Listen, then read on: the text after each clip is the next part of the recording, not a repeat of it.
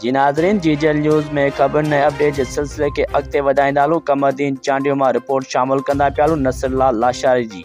कमरदीन चांडियो भरिसां तालको मोहर जी union council Kherwa ॻोठ सेमी जो तड़ में गवर्नमेंट बॉयज़ प्राइमरी स्कूल में उस्ताद न हुअण करे स्कूल बंदि पियल।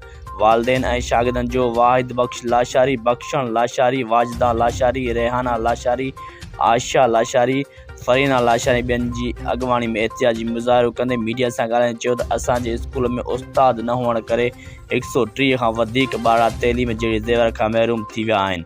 स्कूल बंदि हुजण करे शागिर्द तोड़े शागिर्दाणियूं रोज़ानो बंदि पियल स्कूल जे खुलण जी आस खणी पढ़ण लाइ स्कूल ईंदा आहिनि। हिननि चयो त असांजे ॻोठ सेमी जो तड़ जे स्कूल में सिर्फ़ु हिकु उस्ताद मुक़ररु थियल आहे, जंहिंखे बदिली करे ॿिए स्कूल में मुक़ररु करे असांजे स्कूल खे बंदि कयो वियो आहे। हिननि तइलीम जे सूबाई वज़ीर, सेक्रेटरी तइलीम समेत ॿियनि वस वारनि खां पुरज़ोर मुतालबो कंदे घुर कई आहे त ख़ुदा असांजे स्कूल सेमी जे तड़ खे उस्ताद ॾेई स्कूल असांजे ॿारनि खे ॿीहर तइलीम ॾिनी वञे।